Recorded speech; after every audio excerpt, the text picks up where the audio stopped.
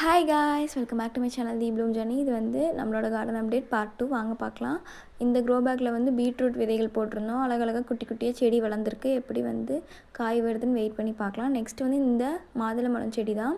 இது வந்து வாங்கிட்டு வந்து வச்சு ஆல்மோஸ்ட் ஒரு 4 months கிட்ட இருக்கும். சென்டரில் இருக்குது இல்லையா, இந்த குச்சி அளவுக்கு தான் ஃபஸ்ட்டு செடி ஹைட் இருந்தது. இப்போ பார்த்திங்கன்னா என்னை விட ஹைட்டாக வளர்ந்துருச்சு. மாதுளம்பழமும் வந்து வச்சுருக்கு, ஃப்ரூட்ஸும் வச்சுருக்கு, ஃப்ளவர்ஸ் வச்சுருக்கு. எப்படி வருதுன்னு பார்க்கலாம் வெயிட் பண்ணி. இதுதான் அந்த மாதுளம்பழம் செடி. நெக்ஸ்ட்டு வந்து அழகான அவரைக்காய். இது வந்து ஃபஸ்ட்டு ஒரு டைம் இதே பேஸ்கெட்டில் வச்சுருந்தோம். ஆனால் வந்து பூச்சி தாக்குதலாகி ஒன்றும் காயெல்லாம் வரல. சரி, இப்போ வந்து இந்த டைம் வந்து அழகாக வந்து பராமரித்து இப்போ காய் வந்திருக்கு. இது வந்து என்னென்னு பார்த்திங்கன்னா, நாங்கள் கொல்லிமலை வந்து இடையில ட்ரிப் போயிருந்தோம். அங்கேருந்து மைசூர் மல்லி செடி வந்து எடுத்துகிட்டு வந்து வச்சுருந்தோம். இதுதான் அந்த பூ இப்படி தான் இருக்கும். எப்படி வருதுன்னு பார்க்கலாம், அதையுமே வெயிட் பண்ணி. நெக்ஸ்ட்டு தூதுவளை வந்து இன்னொரு பேஸ்கெட்லேருந்து எடுத்துகிட்டு வந்து வச்சுருந்தோம். அதுவுமே நல்லா தழைஞ்சு வந்துருச்சு நமக்கு.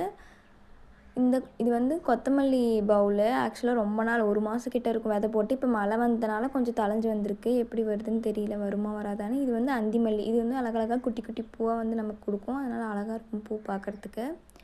மல்லிகைப்பூ வந்து பதியத்துலேருந்து எடுத்துகிட்டு வந்து வச்சது தான். நல்லா தழைஞ்சு வந்துருச்சு. இதே மாதிரி நிறைய வீடியோஸ் நம்ம சேனலை சப்ஸ்கிரைப் பண்ணிக்கோங்க. தேங்க்யூ ஃபார் வாட்சிங்.